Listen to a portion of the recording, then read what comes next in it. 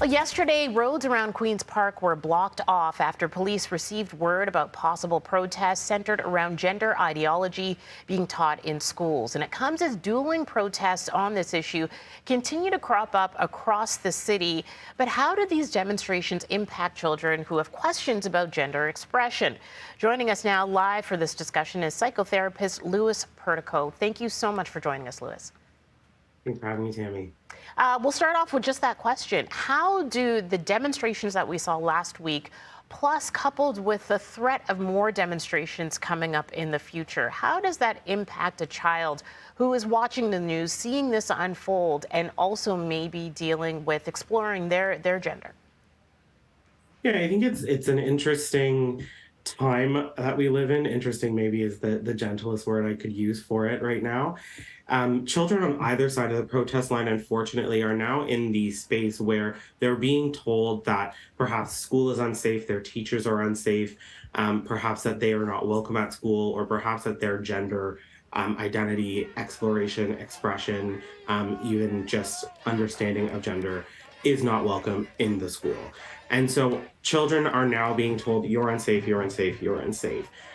Every child is being told this. Trans children, gender diverse children, or children who just want to be able to have these conversations are being told, you're unsafe. Somebody is out here threatening you. And children are now walking around in this world trying to understand, like, somebody's threatening me, but I don't really understand why, perhaps, or I don't really understand, what the danger is to me, because we're now being told, well, don't talk about these things with kids whatsoever. And leaving that out, the fact that there are gender diverse children and adults in this world, leaving that out of education is something that a lot of those protesters there that we saw in that video are looking to do. Or there are parents who are saying that it's being taught at too early of an age. What would you say then to those parents who think that it's something that shouldn't be discussed, period, in schools at some point, or at least not to kids of a certain age? I would say that there is no age that is too young of an age to have these conversations. There is certainly language that we could use that is inappropriate depending on the age of a child, but we can have any conversation with a child using age appropriate language, really, in order to aid them in comprehension. Children are intelligent. They do understand a lot more than we give them credit for at a lot of times. And whether or not parents are having these conversations with their children, we can guarantee that these conversations are happening. Children see the news, children talk with their friends, whether they're talking about it in the schoolyard, whether it's coming up on social media, whether they're hearing it when their parents watch the morning or the evening news, these conversations are happening. And so if you want to be able to, as a parent, have some understanding of, or perhaps control the narrative, you're the one that should be having these conversations. You have children in schools who have teachers, you have access to literal education experts that talk to children about all kinds of topics every single day, well, 5 days a week, really, at an age appropriate level. And so we should be using those resources as well.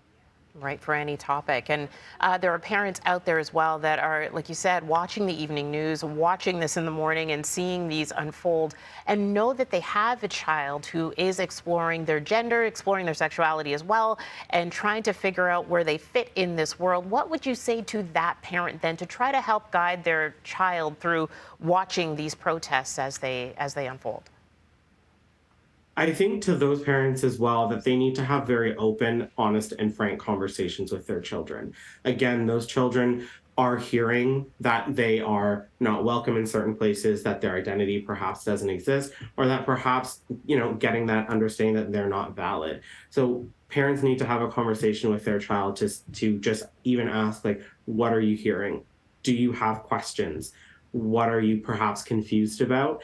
And need to reaffirm their child probably even more right now than they might typically reaffirm them, to say, you are okay, you are valid.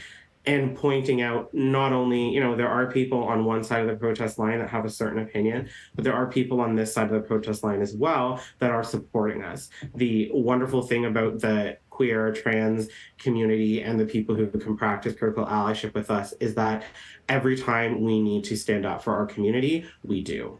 Right, and there you saw that in the counter protests as well that popped up Absolutely. alongside those protests last week. All right, Lewis Perdicou, thank you so much for joining us. We really appreciate your time.